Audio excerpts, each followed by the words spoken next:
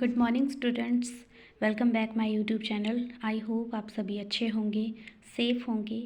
And today we are going to discuss 7th chapter of 8th class, the Punjab a glimpse. Glimpse means एक झलक पंजाब की। सो देखते हैं। Firstly हम डिस्कस करेंगे word meaning. After that we will start our chapter. First word is recognise. Recognise means पहचानना। Radian means कोई made up होता है जहाँ पे कोई एक्ट हो रहा होता है, या फिर हम तंबू भी कह सकते हैं, स्टेज भी कह सकते हैं। जस्ट होता है उत्तेजना, दिलचस्पी दिखाना। इन्वेजन होता है अटैक, हमला। ब्रूटल होता है निर्दयी, बड़े ही निर्दयी तरीके से। नेक्स्ट इज ब्रूटल हो गया था हमारा। ब्रूटल मीन्स निर्दयी।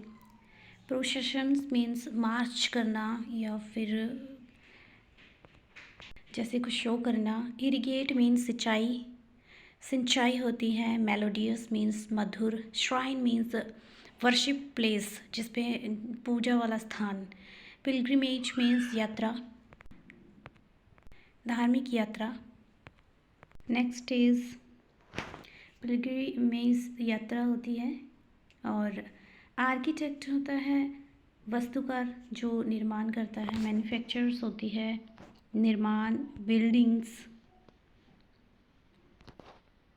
Now we start our chapter.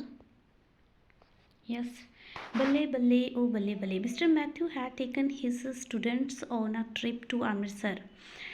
बल्ले बल्ले कह रहे हैं मिस्टर मैथ्यू, और वो क्या है, अपने स्टूडेंट्स को अमृतसर लेके गए हैं ट्रिप के लिए। ट्रिप पर अमृतसर लेके गए हैं। Children must have recognise his famous folk dance of Punjab.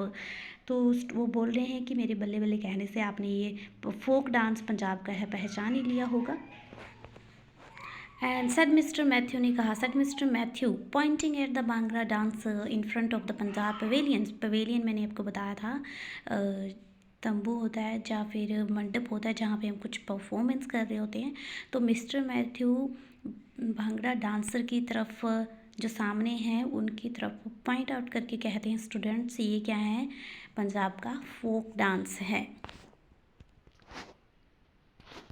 Next is yes sir, we saw this folk dance during the Republic Day celebration this year। ये स्टूडेंट्स कह रहे हैं यस सर कि हमने ये जो डांस है रिपब्लिक डे के दौरान देखा था, और इस साल सेलिब्रेशन में देखा था। रिप्लाइड द चिल्ड्रंस ने, बच्चों ने रिप्लाई दिया, this dance is full of energy. ये जो डांस है फुल ऑफ एनर्जी है। It shows the great just for the life of Punjabis. ये शो करता है, ये दिखाता है ग्रेट जस्ट, उत्तेजना, दिलचस्पी दिखाता है लाइफ के लिए, पंजाबियों की जो लाइफ है उनके लिए बहुत ज़्यादा उत्सुकता दिखाता है। Said Mister Matthew, Punjabis are very self respecting and hard working peoples. जो पंजाबीज़ हैं वो बहुत ही हार्ड वर्किंग है, सेल्फ रिस्पेक्ट उनमें होती है, बहुत मेहनत करने वाले होते हैं। You will never find them begging in the street. आपने उनको कभी भी गलियों में भीख मांगते हुए नहीं देखा होगा। नेक्स्ट इज मीन्स वो मेहनत करना जानते हैं। They are also very brave and never show their back in a battle film. से बहुत ज़्यादा वो ब्रेव भी होते हैं और वो कभी भी युद्ध के मैदान में अपनी पीठ नहीं दिखाते, वो सामना करते हैं। Next is according to the history of Punjab की हिस्ट्री के अनुसार, the Punjabis have faced all the foreign invasions boldly. Means invasions मैंने आपको पहले बताया था, अटैक्स होते हैं जो फॉरेन बाहरले जो हमले हुए हैं हमारे पंजाब पे, तो पंजाबियों ने बहुत ही बहादुरी से उनका फेस किया है, सामना किया है during the struggle for Indians freedom. जो स्ट्रगल है, आज़ादी की लड़ाई का जो संघर्ष है, उसके दौरान Punjabi gave the country great heroes. Punjab gave the countries great heroes means Punjab ने हमारे बहुत कंट्री को ग्रेट महान हीरोज़ दिए हैं। They included patriots. देश में क्या है, देशभक्त भी हैं such as Lala Lajpat Rai, Bhagat Singh, Sukhdev, Udham Singh, Kartar Singh Sarabha and many others, बहुत सारे और भी हैं। Next is we call Lala Lajpat Rai Sher Punjab and Bhagat Singh शहीद आजम, कि हम लाला लाजपत राय को शहीद आजम बोलते हैं, शहीद पंजाब बोलते हैं और शहीद आजम बोलते हैं भगत सिंह को। All these brave sons of Punjab sacrificed their lives for their country, जो ये सभी ब्रेव सन हैं पंजाब के, बहादुर सन हैं पंजाब के, इन्होंने अपनी लाइफ को सेक्रीफाइस कर दिया, अपनी लाइफ का बलिदान दे दिया अपनी कंट्री के लिए। Lala Lajpat Rai died as a result of brutal lathi charge while he was leading a procession against the British in 1928। लाला लाजपत राय कैसे उनकी डेथ हुई है ये बताया गया है। लाला लाजपत राय की डेथ हुई है, किसके कारण हुई है? वो लाठी चार्ज हुआ था, बहुत ही ब्रूटल क्रूर होता है ये, बहुत ही निर्दयी तरीके से लाठी चार्ज हो रहा था जब हुआ था, जब वो लीडिंग कर रहे थे कि ब्रिटिश सरकार के अगेंस्ट मार्च कर रहे थे, उनके खिलाफ लड़ रहे थे, तो उनकी जो डेथ है 1928 में हो गई थी कॉज ऑफ लाठी charge. Bhagat Singh, Sukhdev and Rajguru were hanged for raising their voice against the British cruelty. Cruelty means जो अत्याचार कर रहे थे ब्रिटिश जो अंग्रेज हैं, वो क्रुएलिटी दिखा रहे थे, एक्सप्लॉयटेशन कर रहे थे इंडियंस का। जो भगत सिंह, सुखदेव और राजगुरु है उनको भी फांसी दे दी गई, वर हैंग्ड, फांसी पर लटका दिया गया जब उन्होंने अपनी आवाज़ उठाई, raising their voice against the, किनके खिलाफ? जो ब्रिटिश क्रुएलिटी है उसके खिलाफ। मीन्स वो निर्दयी कर रहे थे, लोगों पे अत्याचार कर रहे थे, उनके खिलाफ जब उन्होंने आवाज़ उठाई तो उनको भी हैंग कर दिया गया था। Bhagat Singh was just 26 year old then, तब भगत सिंह सिर्फ 26 साल के थे। नेक्स्ट इज, ये सब कुछ ट्रिप के दौरान ही बच्चों को बताया जा रहा है। मिस्टर मैथ्यू बता रहे हैं, children looked at the portraits of all freedom fighters in the Pavilion. Means वो क्या है, चिल्ड्रन सभी पोर्ट्रेट्स देख रहे हैं, वो जो पिक्चर है सभी देशभक्तों की, फ्रीडम फाइटर की, आज़ादी के खिलाफ लड़ने वाले हैं, उनका पोर्ट्रेट्स लगा हुआ है पवेलियन में, तो वो सभी चिल्ड्रन देख रहे हैं। Sir, what is this building that has marked all over its wall? Asked Chinku ने पूछा कि सर ये बिल्डिंग क्या है? What is this building, building क्या है, कौन सी बिल्डिंग है? That has mark all over its wall. Chintu sir से पूछ रहा है कि सर ये बिल्डिंग कौन सी है जिसपे पूरी वॉल पे मार्क्स ही मार्क्स है, मीन्स बुलेट के निशान हैं, गोलियों के निशान हैं। तो चिंटू सर से पूछ रहे हैं कि वो कौन सी बिल्डिंग है। Mister Matthew told Chintu, mister Matthew Chintu से कह रहे हैं, चिंटू से कहा, this is famous Jallianwala Bagh of Amritsar. ये जलियांवाला बाग है, फेमस जलियांवाला बाग है अमृतसर का। अब आपको पता चल गया कि ये जलियांवाला बाग कहाँ है, अमृतसर में है। दीज आर बुलेट मार्क्स, और ये जो मार्क्स हैं वो बुलेट मार्क्स हैं, गोलियों के निशान हैं। On 13 April 1909 a crowd of around 20,000 people had gathered for public meeting here। Means 13 अप्रैल 1919 को यहाँ पे क्राउड मीन्स लोगों की भीड़ इकट्ठा हुई थी, लगभग 20,000 20,000 लोग थे यहाँ पब्लिक मीटिंग के लिए इकट्ठा हुए थे। दे इंक्लूडेड मैन, वीमेन, चिल्ड्रन, और उस मीटिंग में जो सभी इकट्ठा हुए थे उसमें से मैन भी थे, विमेन भी थे और बच्चे भी थे। The British General O'Dwyer came there and with his armed soldier, वहाँ पे वो ब्रिटिश सोल्जर जनरल ओडायर आए अपनी सोल्जर अपनी फौज के साथ आए ही blocked all the exit point means बाहर जाने वाले सभी रास्तों को उन्होंने ब्लॉक कर दिया, बंद कर दिया।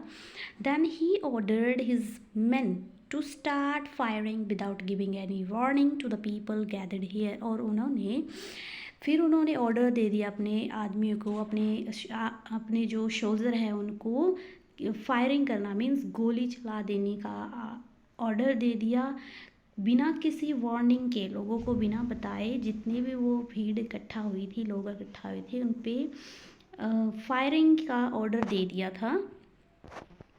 About 100 people were killed and more than 50,000 were wounded means लगभग 1000 लोग मारे गए और 1500 लोग जख्मी हो गए थे। 1500 लोगों से ज़्यादा जख्मी हो गए थे। नेक्स्ट इज, ये पैसेज बहुत इम्पोर्टेंट है, इसमें से बहुत सारे क्वेश्चंस बन जाते हैं। 13 अप्रैल 1999 को लोग इकट्ठा हुए थे पब्लिक मीटिंग के लिए। जनरल ओडायर ने बिना किसी वार्निंग के लोगों पे गोलियां चलाने का हुक्म दे दिया था, ऑर्डर दे दिया था, जिसमें से 1000 लोग मारे गए हैं और 1500 से भी ज़्यादा लोग वाउंड हो गए हैं, जख्मी हो गए थे। Mister Matthew told his students about the partition of India in 1947। Mister Matthew जो सर हैं वो स्टूडेंट्स को बता रहे हैं, बच्चों को बता रहे हैं। उन्होंने बताया पार्टीशन, जब इंडिया पार्टीशन हुआ, डिवाइड हुआ, जब बांटा गया 1947 में। He said the people of Punjab suffered due to partition of the country on the eve of independence in 1947. The people of Punjab के लोगों ने बहुत ही दुख झेला था। सफ़र्ड होता है सहन करना, दुख बर्दाश्त करना। जब इंडिपेंडेंट हुआ था, देश डिवाइड हुआ था हमारा, पार्टीशन के टाइम भी पंजाबीज़ ने बहुत ही दुख तकलीफ़ों का सामना किया था। 1947 में जब हमारी कंट्री डिवाइड हुई थी, there was a terrible bloodshed. Terrible बहुत ही भयानक, वहाँ मतलब ब्लडशेड होता है, खून बहना, लोग मारे जाने, तो बहुत ही भयानक ब्लडशेड हुआ था, सूखा खून बहा था। Thousands of people had to leave their homes. हज़ारों लोगों ने अपना खुद का घर छोड़ना पड़ा। लिव इन रिफ्यूजीज कैंप, छोटे छोटे जो कैंप्स होते हैं टेम्परेरीज, उनमें कैंप में रहना पड़ा। However the Punjabis worked hard, इसलिए पंजाबी क्या हैं, वर्कड हार्ड हैं, मेहनत करने वाले हैं। And started life a fresh, उन्होंने लाइफ दोबारा से स्टार्ट की। Next is they played a great role in rebuilding the state। rebuilding state means अपना स्टेट पंजाब दोबारा इस्टेब्लिश करने में उन्होंने बहुत ही ग्रेट रोल, महान रोल अदा किया है। they made Punjab the granary of India, उन्होंने ग्रीनरी मीन्स जो बांस की जो टोकरी है, उन्होंने पंजाब को ग्रेनरी ऑफ इंडिया बनाया। विद देयर हार्ड वर्क, अपनी मेहनत से, मीन्स लोग यहाँ पे खेती करने लगे, जिससे पूरी इंडिया का जो पंजाब है वो ग्रेनरी बन गया, अनाज प्रोवाइड करने वाला बन गया। एंड एग्रीकल्चरल स्किल, उन्होंने क्या है, yes, they brought about a green revolution in the country, उन्होंने वो क्या है, वो अपनी कंट्री में हरी क्रांति लेकर आए। सून, जल्दी ही, India become a developing country, India बहुत जल्दी डेवलपिंग कंट्री बना। And it was mainly due to the hard work of the Punjabis, ये सिर्फ किसकी मेहनत करके हुआ है, किसकी मेहनत का नतीजा है, ये सिर्फ पंजाबीज का हार्ड वर्क है, जो इंडिया है जो डेवलपिंग कंट्री बन गया। वो क्या हुआ था कि इस पैसेज में बताया गया कि पंजाबीज़ को कितना ज़्यादा दुख सहन करना पड़ा पार्टीशन के टाइम, जब हमारे देश डिवाइड हुआ था, तब उनके क्या है आधे बहुत सारे लोग घर से बेघर हो गए। तो उन्होंने रीबिल्डिंग दोबारा स्थापित किया अपने स्टेट को अपनी मेहनत से। लोगों ने बहुत मेहनत की, खेती करने लग गए और अपने पंजाब को ग्रीनरी बनाया, ग्रीन रिवोल्यूशन लेकर आए और इंडिया को डेवलपिंग कंट्री बनाया। नेक्स्ट पढ़ते हैं। Sir, wasn't Punjab further divided when the state of Haryana was carved out of it? asked Raju. अब राजू ने यहाँ से एक क्वेश्चन पूछा है मैथ्यू से। सर मैथ्यू से पूछा है क्वेश्चन, क्या पूछा है कि सर पंजाब फिर से डिवाइड नहीं हुआ था कि जब हरियाणा इसमें से अलग कर दिया गया था, कि पंजाब की दोबारा डिवाइडेशन भी हुई थी जब इस हरियाणा को इससे अलग कर दिया गया था। You are right Raju. In 1966, तुम सही कह रहे हो राजू। 1966 में the state of Punjab was recognised on the basis of Punjabi and Hindi language. Punjab पहचाना जाने लगा, पहचान इसकी बनी किसके बेसिस पे? पंजाबी एंड हिंदी लैंग्वेज, दो लैंग्वेज के बेसिस पे ये पंजाब जाना जाने लगा। Some of the hilly areas of Punjab like Lahaul Spiti and valley of Kullu and Manali, Kangra, Dalhousie and Shimla were integrated with Himachal Pradesh.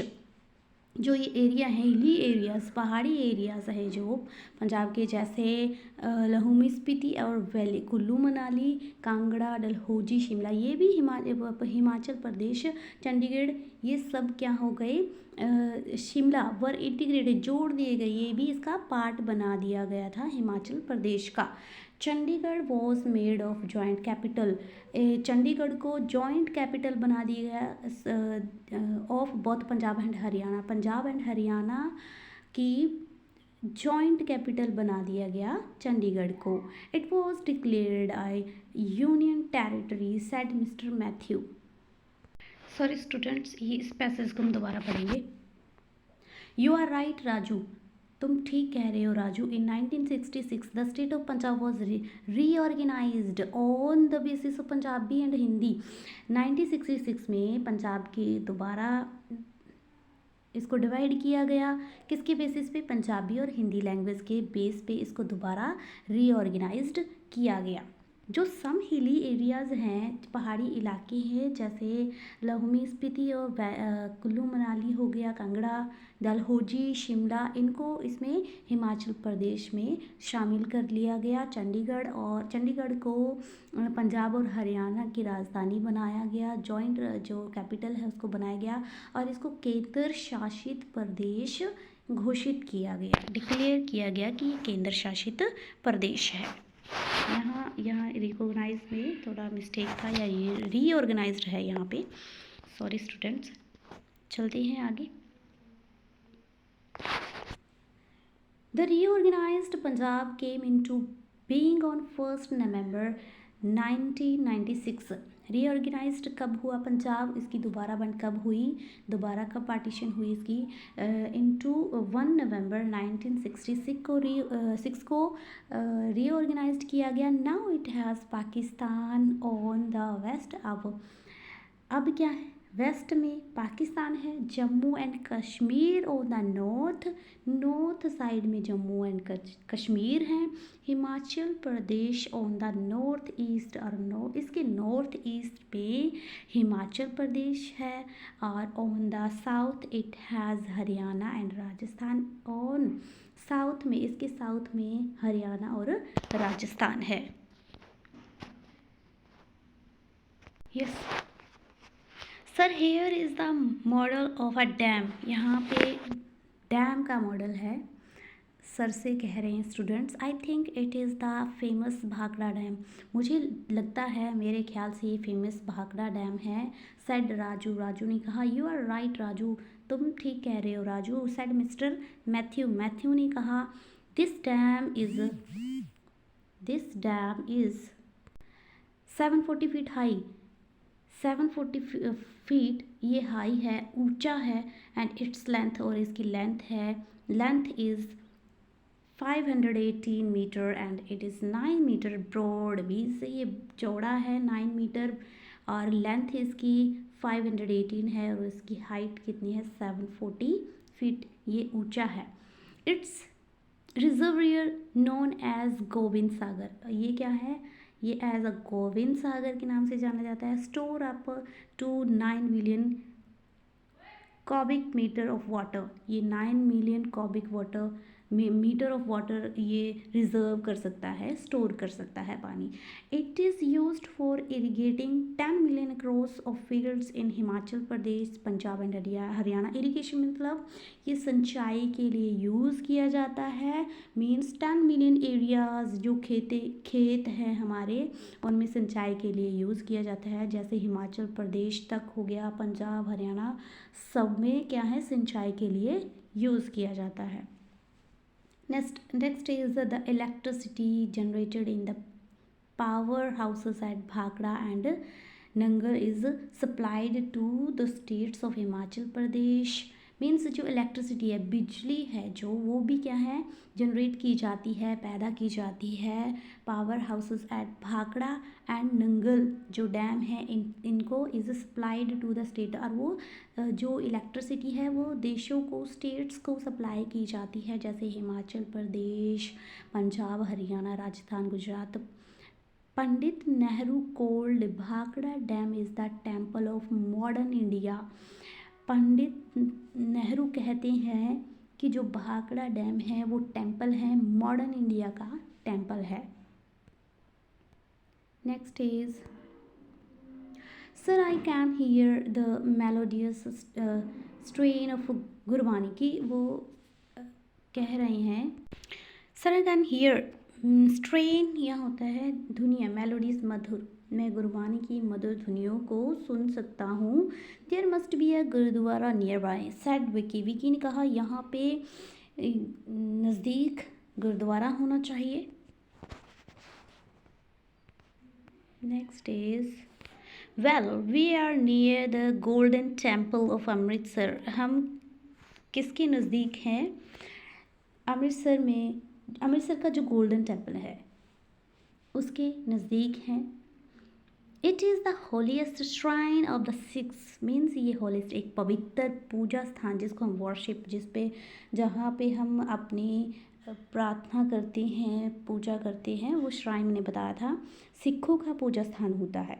Holiest shrine of सिखों का पूजा स्थान है, पवित्र स्थान है। सेड मिस्टर मैथ्यू ने कहा sir this temple is surrounded by water. Said Tinku ने कहा सर से कि वो कहते हैं कि ये पूरा पानी से घिरा हुआ है, पानी के बीच में है। Yes it is built in the middle of square of tank, ये टैंक के मिडल में बना हुआ है। टू रीच द टेम्पल तक पहुंचने के लिए there is a 60 metre long marble path, 60 metre एक लंबा मार्बल पाथ है, मार्बल रास्ता बना हुआ है। This path has marble railing on both sides, और इस पाथ के दोनों साइड पे रेलिंग बनी हुई है। मार्बल मीन्स संगमरमर होता है, पूरा रास्ता जो है संगमरमर का बना हुआ था। रेलिंग मीन्स जो उसके बनेरे हैं वो भी संगमरमर के बने हुए थे। जो टेम्पल है वो डबल बिल्डिंग है, उस पर temple is double storeyed, double building बनी हुई है। It has golden dome on the top, इसके टॉप के ऊपर गोल्डन डोम बना हुआ है। Dome I show you, dome, golden dome this like होता है, इसके जैसा गोल्डन डोम होता है, इसको डोम बोलते हैं। Next is the marble slabs used in the construction of the temple have on them fine artistic engravings, means जो मार्बल टेम्पल के निर्माण के लिए यूज़ किया गया है, टेम्पल को बनाने के लिए जो मार्बल यूज़ किया गया है उस पर बहुत अच्छी फाइन आर्ट की गई है। क्रेविंग्स होता है, एंड क्रेविंग्स वो होता है निकाशी करना, बहुत ही फाइन आर्ट उन पे की गई है मार्बल पे। The inner walls are decorated with precious stones, जो अंदरली दीवारें हैं उनको बहुत ही प्रेशियस स्टोन से डेकोरेट किया गया है। They have on them priceless painting, उनके ऊपर प्राइसलेस पेंटिंग्स की गई हैं, and other work of art means दूसरे वर्क आर्ट भी किए गए हैं। ऑन द ग्राउंड फ्लोर पे under the dome shape roof, जो मैंने अभी बताया था डोम आपको दिखाया था गोल्डन डोम कैसा होता है, उसके अंदर रूफ में भी क्या है उसको उसके अंदर भी आर्ट की गई है। Under the dome shaped roof lies Shri Guru Granth Sahib, उसके अंदर उसके नीचे क्या रखा गया है, गुरु ग्रंथ साहिब रखा गया है डोम के नीचे। It is the Holi book of six, ये क्या है, ये होली बुक है सिखों की। Explained mister Matthew, do you know it was Shri गुरु अर्जुन देव, क्या आप जानते हैं ये श्री गुरु अर्जुन देव थे the fifth Guru of six, जो फिफ्थ गुरु ऑफ सिख है जिन्होंने ये होली बुक लिखी, जिन्हें गुरु ग्रंथ साहिब कंपाइल्ड किया, ये सिखों के पांचवें गुरु थे। आस्क्ड मिस्टर मैथ्यू ने कहा, Anandpur Sahib is another place of Sikhs pilgrimage, means ये अनदर धार्मिक स्थान है आनंदपुर साहिब सिखों का। It's all small town all the left bank of Sutlej river, ये स्मॉल टाउन है किसके लेफ्ट में, सतलुज के रिवर के लेफ्ट में, उसके किनारे पर। It was founded by Shri Guru Tegh Bahadur ji, ये आनंदपुर साहिब गुरु तेग बहादुर के द्वारा फाउंड किया गया था। Lakhs of Sikhs gathered here annually, हर साल लाखों की संख्या में जो है सिक्स यहाँ इकट्ठे होते हैं, सिख यहाँ इकट्ठे होते हैं टू सेलिब्रेट करने के लिए the founding of the Khalsa by Guru Gobind Singh ji, by founding of Khalsa by Shri Guru Gobind Singh जी 1699 में खालसा पंथ की स्थापना की थी गुरु गोबिंद सिंह जी ने 1699 में। उसको सेलिब्रेट करने के लिए लाखों सिख आनंदपुर साहिब इकट्ठा होते हैं। Sir look here, this is a model of a beautifully planned city. Sir यहाँ देखो, यहाँ पे कितनी अच्छी सुंदर दिखने वाली सिटी है। It has number of garden, इसके अंदर बहुत सारे गार्डन हैं।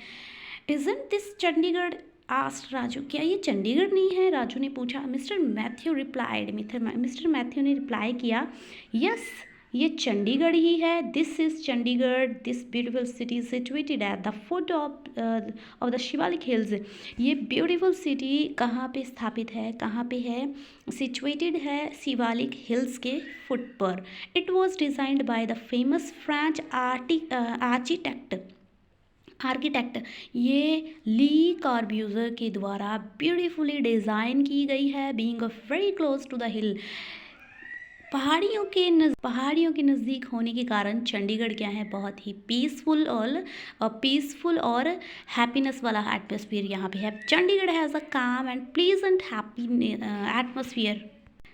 The rose garden of Chandigarh is world famous, जो चंडीगढ़ में रोज़ गार्डन है वो संसार भर में फेमस है। The city was formally declared open in October, completely जो ये सिटी है वो डिक्लेयर की गई, घोषित की गई है open in October 1953 by Rajendra Prasad, the former president of India. Yes, Chandigarh को प्रेसिडेंट डॉक्टर राजेंद्र प्रसाद के द्वारा आम लोगों के लिए भी खोल दिया गया था इन 1953 में। Sir there are some shops here that sell sport goods, means sir यहाँ पे कुछ दुकानें हैं जो स्पोर्ट्स का सामान सेल कर रहे हैं, बेच रहे हैं। I would like to buy, मैं क्रिकेट बैट खरीदना चाहूँगा, and a ball said Vicky, Vicky ने कहा मैं क्रिकेट बॉल और क्रिकेट बैट और बॉल खरीदना चाहूँगा।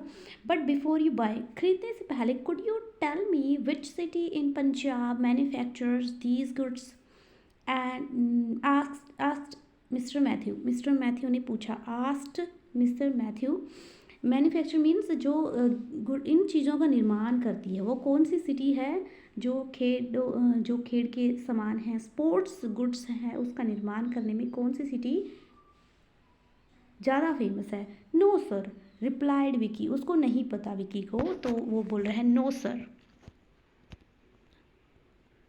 वेल इट इज़, चलो ये क्या है, इट इज़ जलंधर। जलंधर क्या है, स्पोर्ट्स गुड्स में बहुत ही अच्छी है, वहाँ पे स्पोर्ट्स जो गुड्स है बहुत अच्छा मिलता है, स्पोर्ट्समैन, ठीक है, sir mister Matthew, Mister Matthew ने कहा। Next is, it is one of the most important centre for the manufacturing of sport goods in the country, ये बहुत ही इम्पोर्टेंट सेंटर है मैन्युफैक्चरर्स ऑफ गुड्स, जो स्पोर्ट्स का सामान है उसके निर्माण में पूरी कंट्री में बहुत ही इम्पोर्टेंट सेंटर है। मीन्स जो स्पोर्ट गुड्स है, स्पोर्ट का सामान है, वो जलंधर में बहुत ज़्यादा अच्छा मिलता है और जलंधर में इस का निर्माण भी बहुत अच्छा होता है। The other shops there have woollen hosiery goods. Yes students, कुछ और दुकानें भी हैं जिसके पास वुलन हॉजरी का सामान है, मीन्स क्लॉथ्स के रिलेटेड है। दे आर फ्रॉम लुधियाना, वो कहाँ से हैं, लुधियाना से हैं। 95% of our hosiery industry is in Ludhiana. 95% जो हॉजरी का इंडस्ट्री है वो किस में है, हॉजरी इंडस्ट्रीज़ वो लुधियाना में हैं। क्लॉथ्स वैरायटी है, ये मैं फिर से बता दूँ आपको, जो वुलन हमें पता ही है कपड़ा होता है।